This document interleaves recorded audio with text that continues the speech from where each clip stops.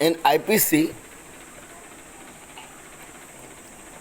we discussed about the culpable homicide, that is a killing of a human being by your action, which is a punishable offense.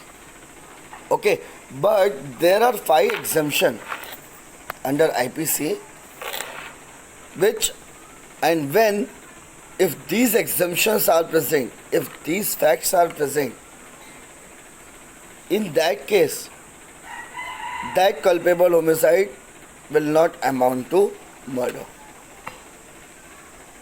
It is written and comes under section 300 of Indian Penal Code.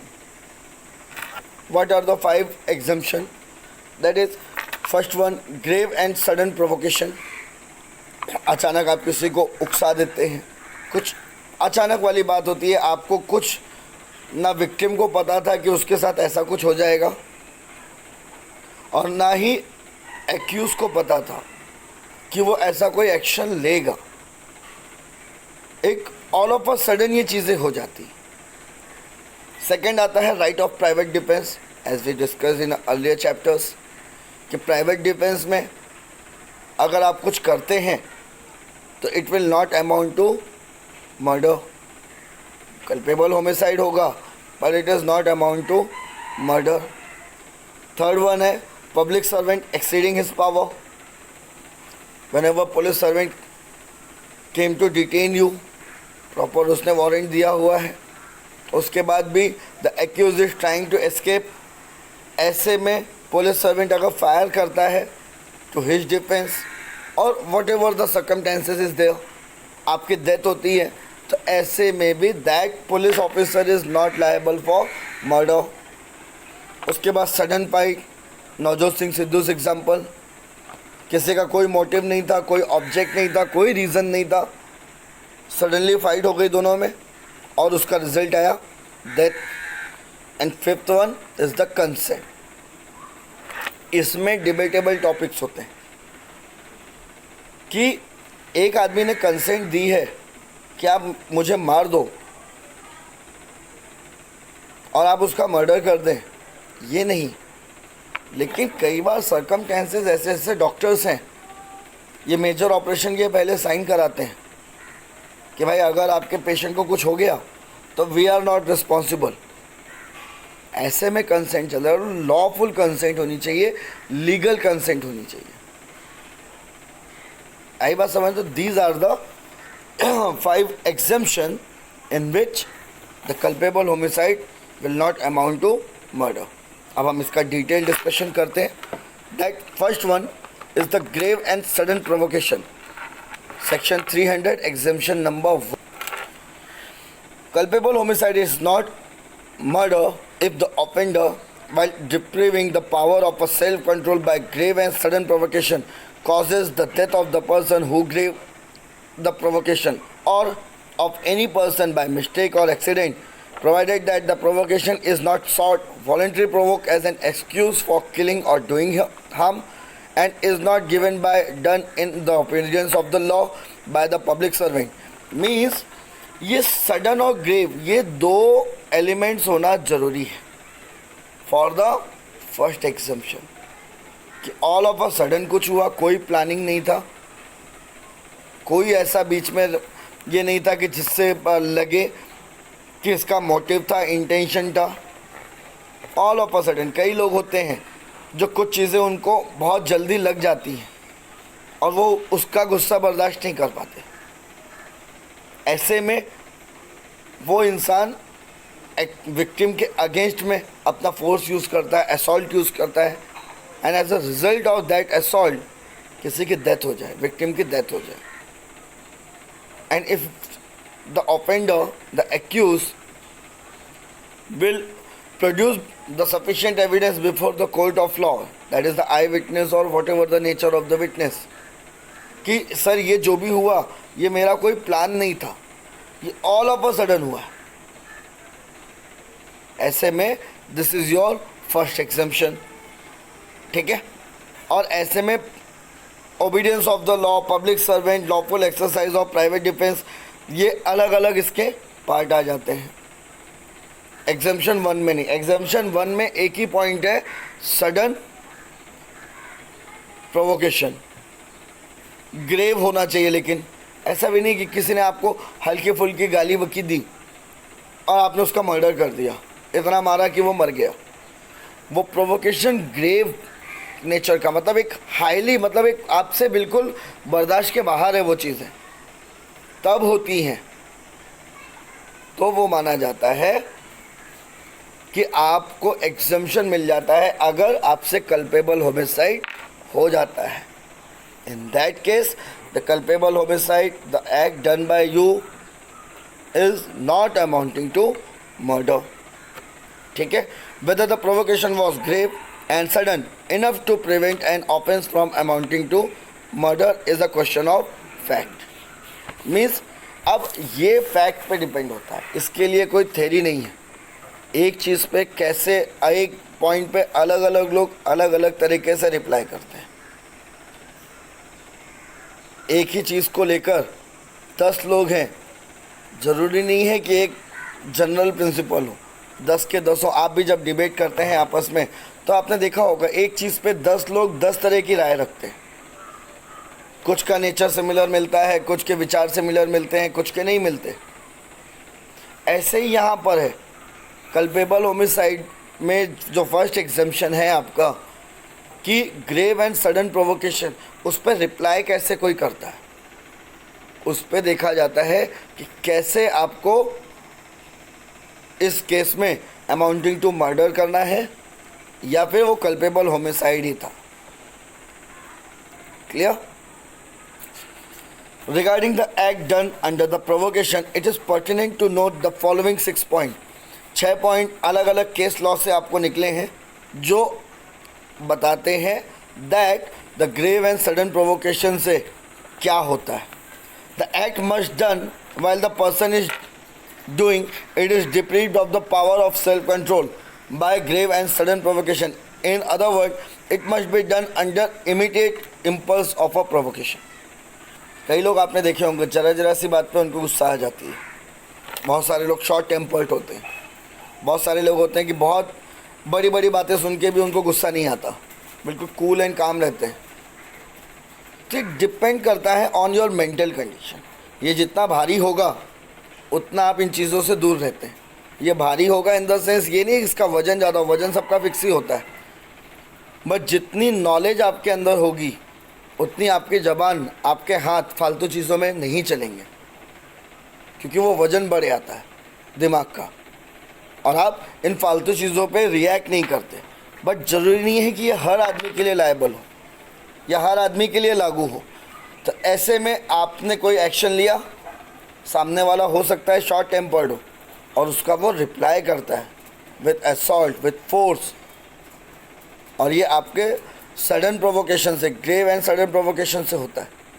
ऐसे में ये amounting to murder माना जाएगा।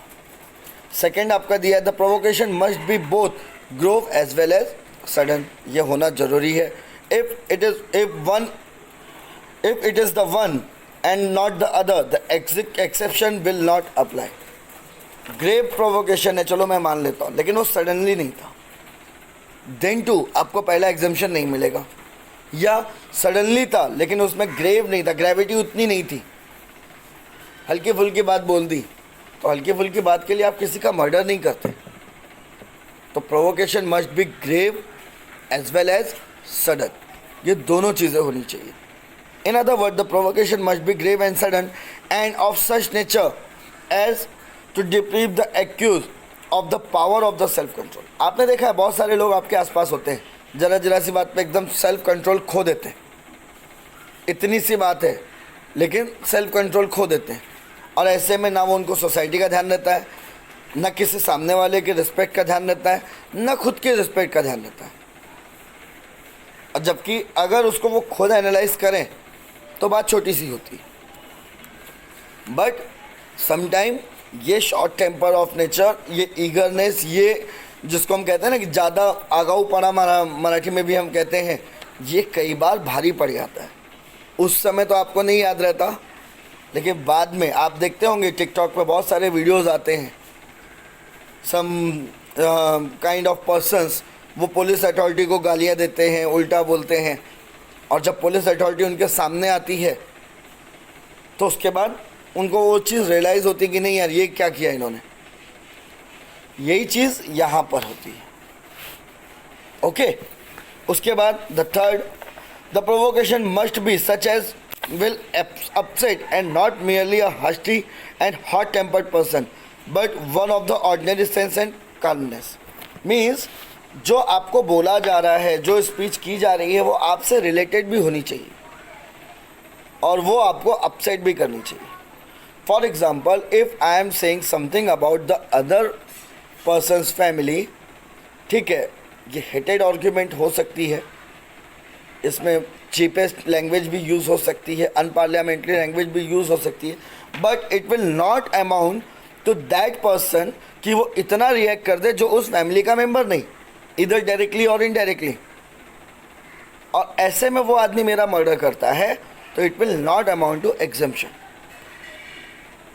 तो जो भी आपको provocation किया गया है वो प्रोवोकेशन आपसे डायरेक्टली रिलेटेड होना चाहिए और आपको अपसेट कर दे, then you may use a force but not with planning। Sudden होना चाहिए वो और ग्रेव प्रोवोकेशन होना चाहिए। Fourth one, it must be shown distinctly not only the fact was done under the influence of some feeling which took away from the person doing it all control over his action, but such feeling and has an adequate cause। ये हमारे आसपास बहुत मिलता है, हम किसी और के भड़काने पर ये काम करते हैं, फीलिंग्स आपकी चेंज होती है, जो इन्फ्लुएंस होता है किसी और की वजह से, या कोई फीलिंग्स आपके साथ हो चुकी हैं वही चीज़ आपके साथ वापस होती है, रिपीट होती है, तो ऐसे में भी आपका जो रिएक्शन है, जो एक्शन है, वो बहुत वाइडर हो जाता है। ठीक है, तो ये डिपेंड आपको कोर्ट को बताना पड़ेगा कि सर ये चीज़ें ऑलरेडी एक्यूज़ के साथ हो चुकी थी, वैसी चीज़ फिर से रिपीट हुई और he lost his control on his mind. ठीक है, उसके बाद आता है fifth one, the if the act not done under the influence of excitement but after such interval of a time in the common course of a human feeling is sufficient for reflection, and after the intervention of such circumstances as must naturally produce reflection, the exception is not applicable। आपके साथ बहुत पहले कुछ हुआ था, कोई accident या कोई आपके साथ इमोशनल प्रॉब्लम, लेकिन वो पहले की बात है, काफ़ी टाइम बाद फिर से वो चीज़ होती है और आप ऐसा सडन रिएक्ट करें तो it will not amount to exemption. Okay, एक रीजनेबल टाइम स्लॉट पे वो चीज़ रिपीट होनी चाहिए। However, the great provocation, if there is a time enough for passion for subside and for a reason of interfere and regain its domination, homicide will be murder। Means आपके साथ में कुछ 2002 में हुआ, 3 में हुआ, जिसकी वजह से आपको बहुत शॉक लगा, आप एग्रेसिव नेचर के थे, लेकिन उसके बाद भी आपने इसका ट्रीटमेंट नहीं कराया, आपने कोई रिकोर्सेज यूज़ नहीं किए इसको ठीक करने के लिए, और फिर आपने 2019 में उसी चीज़ को देख कर रिएक्ट किया, तो ऐसे में now it the culpable homicide will amount to murder. यहाँ पे आपको एग्जम्पशन नहीं मिलेगा, आपको ठीक होने के लिए टाइम दिया जाता है।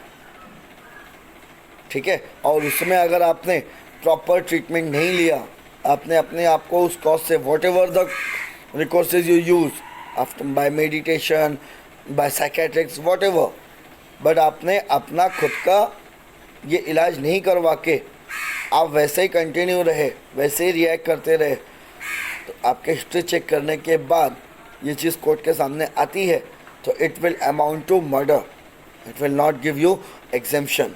And the last one, if the provocation is no mitigation, if the accused himself courts provocation or merely use it as an excuse of killing another, means आपने खुद भी प्रोवोकेशन में पार्ट लिया, हीटेड आर्ग्यूमेंट दोनों तरफ से चल रहे हैं, ऐसे में आपको एग्जम्पशन नहीं है, या फिर आप चाहते थे, कई बार आप चाहते हैं ना कि उकसाते हैं आप किसी को ताकि वो आपके खिलाफ उल्टा बोले और आप अपना काम कर जाएं। मीन्स आप इंतज़ार ही कर रहे थे कि जैसे कुछ हो मैं उसका मर्डर करूं। तो ऐसे में भी it will not amount to culpable homicide, it will amount to murder. Exceeding right of a private defence. जब आप प्राइवेट डिफेंस करते हैं, if someone is doing some act, performing some act which amount to your murder, ऐसे में you have full right for a private defence and you may use a reasonable amount of force, though that force will amount to death of that assaulter. ऐसे में भी आपका culpable homicide not amounting to murder आएगा। उसके बाद public servant executing his power, right of a public servant में हमने देखा है कि जब भी वो लॉफुल अथॉरिटी के थ्रू अपनी ड्यूटी कर रहा है, ऐसे में उससे किसी की डेथ हो जाती है तो that will not amount to murder. Fourth one, sudden fight, ये प्रोवोकेशन का ही पार्ट है। इसमें आपको 5 चीज़ें ज़रूरी हैं, that without premeditation, in a sudden fight, in a heat of a passion, upon sudden quarrel, and without taking undue advantage and acting in a cruel manner।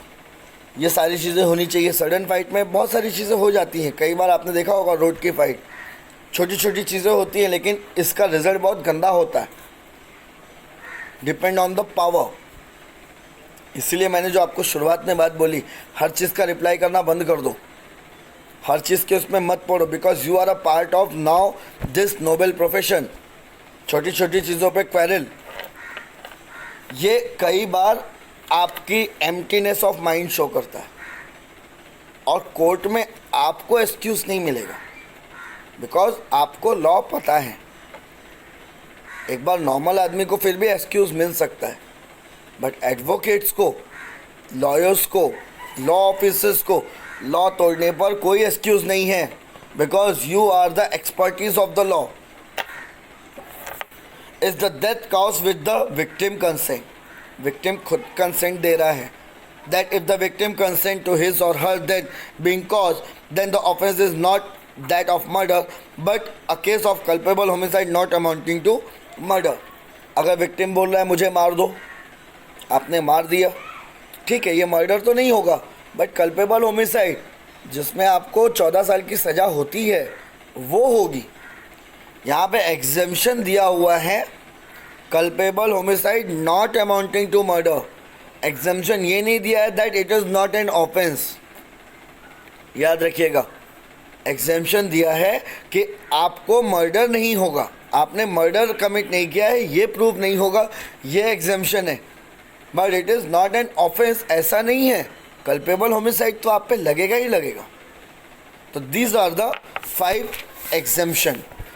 अब आते हैं, बहुत सारे कन्फ्यूज़न होते हैं अक्सर during student period, during advocate, even in the court officer, कि ये एग्जैक्ट है क्या, कल्पेबल होमिसाइड और मर्डर में क्या डिफ्रेंशिएशन है। बार बार इस पर ढेर सारे डिस्कशन है, बट देन टू कंफ्यूजन रहता है। तो ये एक बार हम अच्छे से इसको रिपीट कर लेते हैं कि कल्पेबल होमिसाइड मर्डर से कैसे डिफरेंट है, ठीक है। And it is important one two, under Indian penal code culpable homicide is a genus and murder is species. Means culpable homicide एक जनरल ऑफेंस हो सकता है, आपको जिसमें विक्टिम के बारे में पता नहीं होता, आपकी कोई प्लानिंग नहीं होती, आपके टारगेट पे कौन है ये भी आपको पता नहीं होता। ऐसे में कल्पेबल होमिसाइड जीनस माना जाता है for general public. However murder ये स्पीसीज होता है, आप टारगेट करते हैं किसी को, ठीक है, और उस टारगेट के बाद आपने कोई एक्शन लिया which amount to that of that person, जिसमें इंटेंशन होता है, मोटिव होता है, वो प्री प्लानिंग होती है। ऐसे में ये स्पीशीज़ हुआ ना, जनरल नहीं, आप जनरली आपने अपने ड्रॉर से गन निकाली और रोड पे जाके जनरली आपने किसी पे फायर कर दिया, ये जनरल नहीं है। या तो आप पागल हैं तो मान सकते हैं, एग्जेम्पशन है आपको, बट अगर आप नॉर्मल आईक्यू वाले आदमी हैं तो आप जनरली गन निकाल के किसी को मार के नहीं आते, अनलेस एंड अनटिल उसके पीछे कोई रीज़न ना हो। इसीलिए याद रखिए, जब भी कोई आपके खिलाफ भी कुछ बोल रहा है तो सबसे पहले उस रीज़न को जानने की कोशिश करिए। हो सकता है वो रीज़न गलत हो सकता है उस आदमी का बोलना गलत हो, बट देन टू उसकी जड़ में जाइए। हो सकता है जिस बात को लेके आप इतना सोच रहे हैं कि आप मर्डर करने पर उतारू हो गए, उसके रूट में कुछ निकले ही नहीं। कहावत है, खोदा पहाड़ निकला चूहा। तो ये सारी चीज़ें आपको देखनी पड़ती हैं। All murder is culpable homicide, but all culpable homicide is not murder. ये अब हम देख चुके हैं। मर्डर तभी लगेगा जब आप किसी को मार देंगे, तो culpable homicide is a killing of a human being. Okay, speaking generally, culpable homicide without special characteristic of murder is culpable homicide not amounting to murder. अगर ये 5 एग्जम्पशन आ जाते हैं या और कोई सर्कमस्टेंसेस आता है जिसमें दिखता है कि ये जो मर्डर किया है ये मर्डर कल्पेबल होमिसाइड, इसके पीछे कोई प्लानिंग नहीं थी, सडन प्रोवोकेशन था, फाइट था, वॉट एवर द रीज़न, अगर इंटेंशन प्लस मोटिव नहीं दिखता, देन इन दैट सिचुएशन ये मर्डर नहीं होगा, ये कल्पेबल होमिसाइड होगा। So the distinction between section 299 and 300 is very subtle. A great caution has to be exercise in the interpreting of the two. इसीलिए मैंने आपको पहले भी बताया है, हेयर लाइन डिफरेंस होता है, इसीलिए इसमें लिटमस टेस्ट करना पड़ता है। उसकी एक एक चीज़ों को डिस्कस किया जाता है कोर्ट में, ताकि पता चल सके कि ये जो किलिंग ऑफ अ पर्सन हुआ है ये कल्पेबल होमिसाइड था या culpable homicide not amounting to murder था, या वो मर्डर ही था। ये अलग अलग पॉइंट में इसका डिस्टिंक्शन होता है, ठीक है। As explain by doctor H.S. Gore in his book Penal Law, the safest way to interpret and apply these provisions to keep in a focus the keyword used in various clauses of section 299 and 300. The second clause correspond with the clause 2 and 3 of the section 300. Means कि जो explanation है अब कैसे पता चले, इसके लिए आपको डिटेल डिस्कशन होनी चाहिए, आपको डिटेल नॉलेज होनी चाहिए कि क्या मर्डर कहलाता है, क्या कल्पेबल होमिसाइड कहलाता है, उसके बाद ही आप इसको देख सकते हैं, ठीक है। उसके बाद आता है द नॉलेज, मेंस रिया होना ज़रूरी है। कल्पेबल होमिसाइड में मेंस रिया की ज़रूरत नहीं है, लेकिन यहाँ पर मेंस रिया होना ज़रूरी है मर्डर के लिए। मेंस रिया होगा दैट मीन्स आपका प्रॉब्लम, आपकी प्लानिंग समझ में आ गई, इंटेंशन समझ में आ गया, ठीक है। उसके बाद आपका ज़रूरी है degree of risk of a human life. आपने जिस हिसाब से असॉल्ट किया है उससे पता चलता है कि यस ये मर्डर था या ये कल्पेबल होमिसाइड था, जिस हिसाब की डिग्री का लेवल आप यूज़ करते हैं। और उसके बाद knowledge of a probability of the act causing death, means कि आप जो एक्ट कर रहे हैं वो आपको कितना पता है कि उससे डेथ होगी ही होगी, और ऐसे में आपको पता था तो कहीं ना कहीं आप मर्डर के लिए चार्ज किए जाएंगे, ना कि कल्पेबल होमिसाइड के लिए।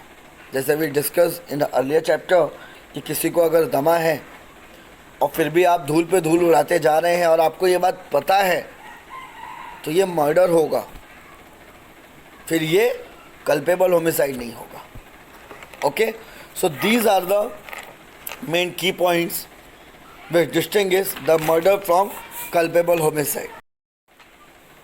Dowry death, section 304, subsection B.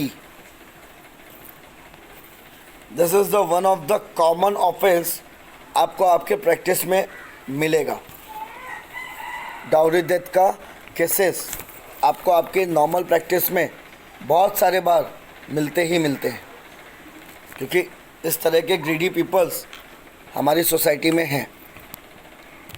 Okay, जिसमें जब उनकी डिज़ायर पूरी नहीं होती डाउरी से रिलेटेड, तो ऐसे में वो अपनी ब्राइड बर्निंग करते हैं, अपनी बहू को जलाते हैं, या और किसी भी ढंग से उस पर इतना टॉर्चर करते हैं जिससे उसकी डेथ हो जाती। ओके, तो that will known as a dowry death. Section 304 subsection B.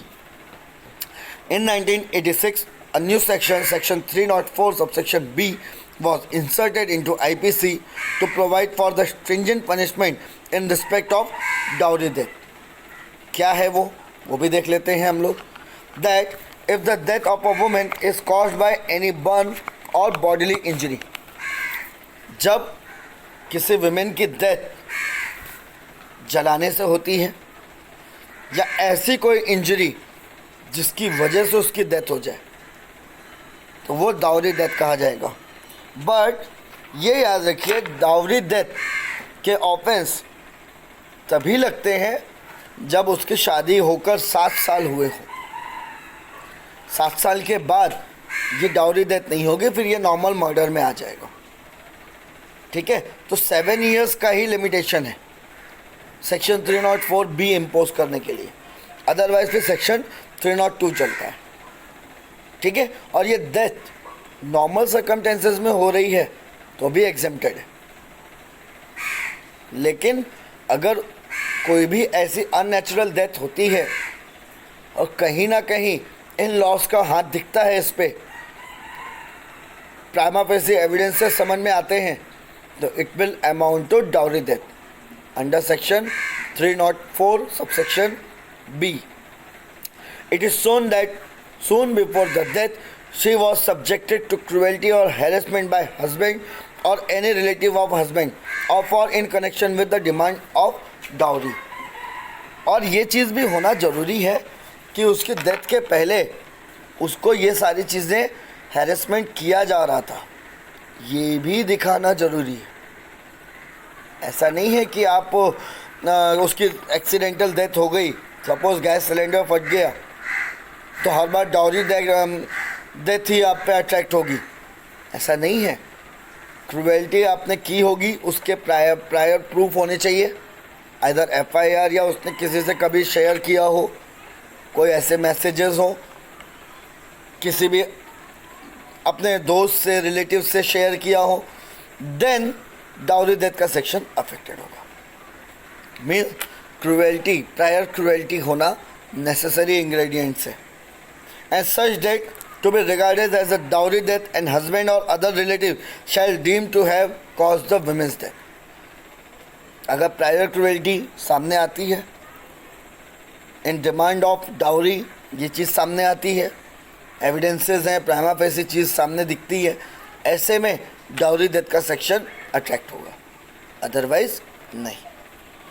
Nature of the offence, the offence of a dowry death is cognizable and non bailable, but obvious है because it's offence against the society है, तो offence is non compoundable also. Means बाद में जाके भी दोनों parties के बीच में समझौता नहीं हो सकता, that's why it's a non compoundable one. Okay, and can be tried by the court of session, which must be imposed the imprisonment for term which cannot be less than 7 years, but which may extend to imprisonment of life. 7 साल से 14 साल की सज़ा हो सकती है, tribal by court of session है, cognizable offence है, नॉन बेलेबल है, नॉन कंपाउंडेबल है, and tribal by court of session. Dowry क्या है, ये आपने हिंदूज लॉ में पढ़ा है कि जब भी आप कोई अनलॉफुल डिमांड करते हैं by one party of marriage to another party, it will amount to dowry. ठीक है, बट डावर दैट इज मेहर, ये डाउरी में नहीं आता, याद रखिएगा। मुस्लिम लॉ के अकॉर्डिंग जो आप डावर पढ़ते हैं, वो डावर या मेहर एज पर द शरीयत law will not cover under the definition of dowry. Exemption, gift जो आपको मिलते हैं ब्राइड को ऐसे में भी वो डाउरी नहीं कहलाता। डाउरी में कहीं ना कहीं either party to the marriage उनकी विल एंड विश होनी चाहिए, डिमांड होनी चाहिए, तभी वो डाउरी माना जाएगा। ठीक है, इंग्रेडिएंट्स देख लीजिए सेक्शन 304B के। It is clear that before offence is said have been committed the following condition must be satisfied. ये कंडीशन अगर सेटिस्फाइड होती हैं then it amount to dowry और डाउरी डेथ। क्या क्या है? The wife should have died because of any burns or bodily injury. उस lady की डेथ जलाने से या फिर किसी इंजरी से होनी चाहिए। नॉर्मल डेथ चलती है, वो मर्डर में नहीं आएगा unless and until other circumstances ना हो। ठीक है, तो कोई इंजरी सस्टेन की हो उस विक्टिम ने या फिर उसको जलाया गया। Second, her death should have occurred otherwise than the normal circumstances. Natural death नहीं होनी चाहिए। Third one, such death should have taken place within 7 years from the date of marriage. ये चीज़ 7 साल के अंदर होनी चाहिए from the date of marriage, तभी डाउरी डेथ का सेक्शन अट्रैक्ट होगा, अदरवाइज 302 लगेगा। Soon before her death she should have been subjected to the cruelty and harassment by the husband और अदर रिलेटिव। कि डेथ के पहले भी उसके साथ ये सारी चीज़ें हुई हों, हैरेसमेंट हुआ हो उसको बाय द हस्बैंड और रिलेटिव्स। सच अ क्रूएल्टी और husband should be for in connection with any demand of dowry, और वो क्रूएल्टी डाउरी से कनेक्टेड होनी चाहिए, डिमांड होनी चाहिए डाउरी की। तो these are the ingredients to attract the section of 304B। whenever you are appearing as a defense advocate in this type of cases, first check this 6 ingredients। अगर ये 6 के 6 इंग्रेडिएंट्स में कहीं पे भी कोई भी फॉल्ट मिलती है FIR में, तो ऐसे में आपका डिफेंस बनता है और फ्रेमिंग ऑफ चार्जेस में ही आप डिस्चार्ज करा के लेके जा सकते हैं एक्यूज को। ठीक है, the supreme court has pointed out that one of the important ingredients of offence is that disease should have subjected to cruelty and harassment in connection with the dowry demand soon before her death। कभी उसने कोई complaint नहीं की अपने घर वालों से, किसी भी रिलेटिव से, किसी भी दोस्त से, किसी भी सोच से कि भाई मेरे ससुराल वाले मुझे तंग कर रहे हैं। ऐसे कंडीशन में ये डाउरी डेथ नहीं मानी जाएगी। अगर उसकी डेथ होती भी है अननेचुरल सेंस में तो वो 302 अट्रैक्ट कर जाएगा। डाउरी डेथ में death is a result of non fulfilment of dowry or demand of a dowry, ये चीज़ याद रखिएगा। Okay, attempt to commit suicide section 309। जब आप सुसाइड करने का अटेम्प्ट करते हैं, attempt to commit suicide and doing act towards the commission of the offense is punishable with simple imprisonment of 1 year, fine, or both. Some act towards the commission of this offense should, however, has been done। अगर आप suicide करने की कोशिश करते हैं और आप बच जाते हैं, ऐसे में आपको पैम्परिंग करके छोड़ नहीं देगा कानून, आपको उठा के लेके जाएगा, केस चलेगा, और आफ्टर एडजुडिकेशन अगर आप कन्विक्ट निकलते हैं आपको 1 साल की इम्प्रिजनमेंट फिर प्लस फाइन भी हो सकता है। तो याद रखिए, दूसरों को मारना भी अलाउड नहीं है और ख़ुद को मारना भी अलाउड नहीं है। यहाँ पे ये नहीं चलता आपका माई लाइफ माई रूल और it's her choice, not at all. ये एक गलत पैटर्न बन जाएगा, इसीलिए ये चीज़ें अलाउड नहीं हैं। और आपने कई बार देखा आदमी बिल्डिंग में चढ़ जाता है, टाँकी पर चढ़ जाता है, लेकिन अगर उसका रेस्क्यू कर लिया गया तो सबसे पहले अगर कोई मेडिकल ट्रीटमेंट की ज़रूरत है तो वो मेडिकल ट्रीटमेंट देकर इमीडिएटली उस पर केस चलाया जाता है। Okay, section 309 is the only section in the code which punishes an attempt to commit an offence but not the offence itself. But obvious है, अटेम्प्ट करने पर ही आपको कंप्लीशन ऑफ ऑफेंस, अगर कंप्लीशन ऑफ ऑफेंस हो ही गया, suicide कर ही ली तो बॉडी को थोड़ी 1 साल के लिए अंदर रखेंगे। तो यही एक अकेला क्राइम है जहाँ पे आपने कुछ किया, कोशिश भी की, आपको डिटेन होगा and you are liable for punishment. इस पे बहुत सारे डिबेट आपको मिलते हैं that should a man have a right to end own life. Section 309 इसमें कॉन्स्टिट्यूशनल वैलिडिटी आती है।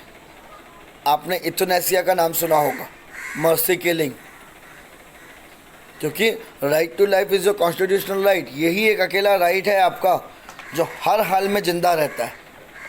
अगर इमरजेंसी इम्पोज भी होती है then to right to life, इससे आपको कोई डिप्रीव नहीं कर सकता। आप आफ्टर द एडजुडिकेशन कन्विक्टेड भी हैं then to right to life आपका सेफ है। आपने कुछ किया भी है, हीनियस से हीनियस क्राइम है जिसमें यस आपको कैपिटल पनिशमेंट है, देन टू वो capital punishment by lawful authority है। कॉमन पब्लिक में भी आपको law right to life available है। तो जब इतना ये नोबल राइट आपको दिया हुआ है तो आप अपना ही राइट का वायलेशन कैसे कर सकते हैं? इस पे डिस्कशन है, बहुत सारी चीज़ें आपने भी सुनी होंगी। ठीक है, recently a lots of controversy has been generated on the desirability of the retaining section 309. It is urged that the right to life, which is guaranteed by the article 19 and 21 of the Indian Constitution, also imposes a right not to life, and that therefore 309 is unconstitutional. आपको freedom भी तो दी हुई है, इसके आधार पे लोग बोलते हैं कि 309 ये अनकॉन्स्टिट्यूशनल है। मैं चाहूँ मेरी लाइफ है, मैं चाहूँ इन करूँ, मैं किसी और को तो हार्म नहीं कर रहा, मेरी लाइफ है, हो सकता है मेरी कंडीशन ऐसी नहीं है।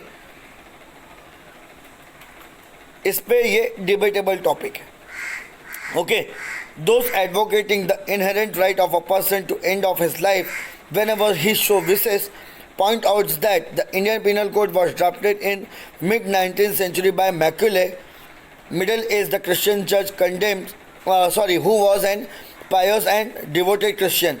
It will be also remembered that in the Middle Ages, the Christian Church condemned suicide as a form of a murder and as an interference with the God prerogative. However, times have no change. Means जो इसका support कर रहे थे कि नहीं suicide करने के लिए परमिशन दे दो, अनलॉफुल नहीं है, उन्होंने क्या ये अपने पीछे फैक्ट रखा इसके पीछे कि ये जो ड्राफ्ट हुआ था इंडियन पिनल कोड, ये मैक्यूले के थ्रू हुआ था, ये क्रिश्चियन स्कॉलर थे। तो इनका ये मानना था कि राइट आपको लाइफ वो गॉड ने दी है, तो उसको एंड करने का राइट भी गॉड के ऊपर। पर्सनल एंटिटी को कोई राइट नहीं है उसकी लाइफ के ऊपर, ये उन्होंने बोला। However, times have no change. Thus, the state today have right to force a person to stay alive when the state itself cannot provide him means of a decent livelihood. As the supporter of this theory, when suicide by virtue of nature cannot be offense to punish an attempt to commit an act is irrational, illogical. It is argued. Means इसके against में क्या कहा गया कि अगर state right to life forcibly impose कर भी दे, but उस आदमी के पास खाने के पैसे नहीं है, उसके पास लाइवलीहुड के लिए कोई चीज़ नहीं है, तो ऐसे में वो क्यों जिएगा? क्या है उसके पास? अननेसेसरली क्यों मरे वो? तो यहाँ पे ये डिबेटेबल था। ठीक है, और till today it's also debatable. अभी भी इस पर आपका सेक्शन 309 अभी भी अनकॉन्स्टिट्यूशनल नहीं है, इट इज़ अ वैलिड। ठीक है, the above argument was strongly relied upon a case before the Bombay High Court where a police constable attempted immolated himself just outside the police commissioner office and was arrested and charged under section 309 in a bold judgment. Maruti Sripati Dubal versus State of Maharashtra 1987, Criminal Law Journal, page number 743. The Bombay High Court struck down section 309 of the code as ultra virus to the Indian Constitution. इसमें आपको ये section 309 को Bombay high court ने ultra vires means illegal declare कर दिया था। इस case में it is recognise that the right to life as a positive as well as the negative right. Right to life आपको दिया है, तो वो जीने के लिए भी और मरने के लिए दोनों हो सकता है। कॉन्स्टिट्यूशन जब आप डिस्कस करेंगे तो एक एक सेक्शन में आपको पूरा पूरा दिन चला जाता है। राइट टू लाइफ है। अब अगर आप इसका जैसे जैसे इसको आप तोड़ते जाएंगे, अलग अलग इंग्रेडिएंट्स मिलते हैं। मेनका गांधी केस मिलता है, ये वाला केस मिलता है, जिसमें कोर्ट ने अलग अलग आपको एक्सपीरियंसेस दिए हुए हैं। मेनका गांधी केस में right to life which not amount to right to life like a cattle, कि सिर्फ जिंदा है, जिंदा होने से कुछ नहीं होता। Right to life with the dignity होनी चाहिए।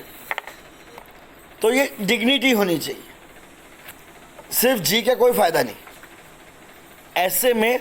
और उसके बाद फिर आया ये वाला केस 1987 में, that is Maruti Shripat Dubal case.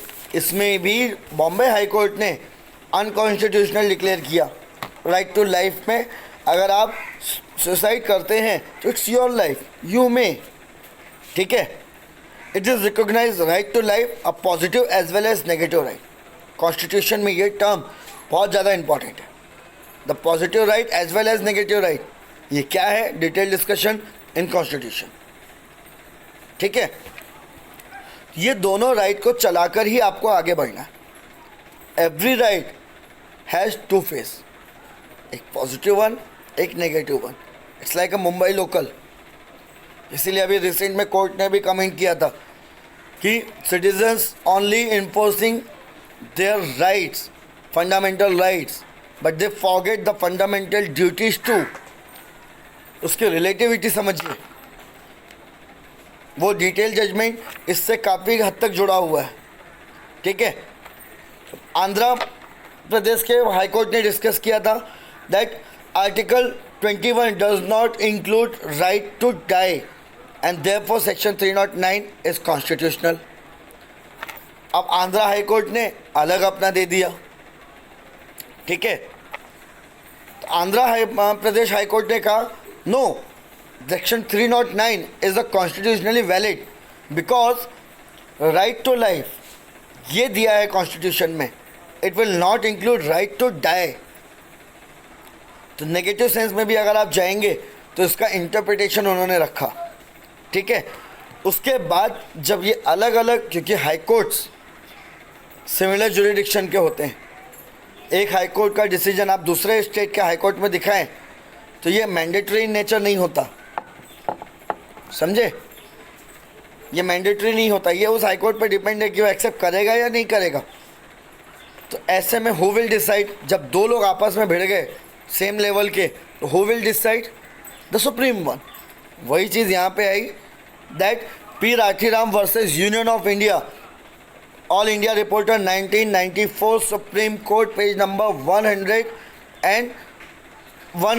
1844 page number. इसमें क्या था, the bench of two learned जजेस of Supreme Court therefore held section 309 is unconstitutional and it's a violation of a fundamental right. This controversy then took into another interest turn in 1996 when the Supreme Court bench consisting of 5 judges overruled its earlier decision and held that the section 309 is a constitutional and it is not violation of article 14 and 21 of the constitution. This was the final judgment जिसमें constitutionally validity दे दी गई section 309 को। और ये कौन सा था, it is the ज्ञान Kaur versus state of Punjab and others.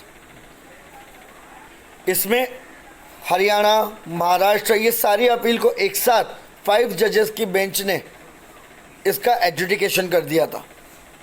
It was present in All India Reporter 1996, Supreme Court 946 page number पे। So now as per the Gyan Kaur versus State of Punjab, the Supreme Court has cited and declared, the 5 judges benches declared the section 309 is the valid one and it's a constitutionally valid. Okay, अब उसके बाद आते हैं being as a thug, section 310 311। ठग कौन होता है, ये हिंदी वर्ड ही है। जब आप किसी को बेवकूफ़ बनाकर कुछ ले लेते हैं उसको कहते हैं ठग। The six offence against the life is being a ठग।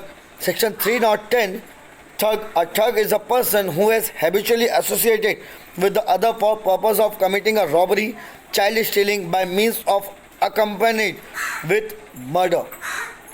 इसमें imprisonment of life और फाइन मिलता है।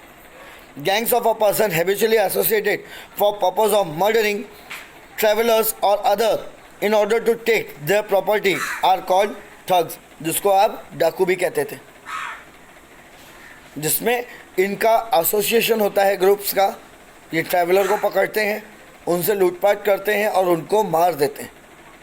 Habitual association with the other with the intention of committing either robbery, child stealing accompanied with the murder constitute this offense.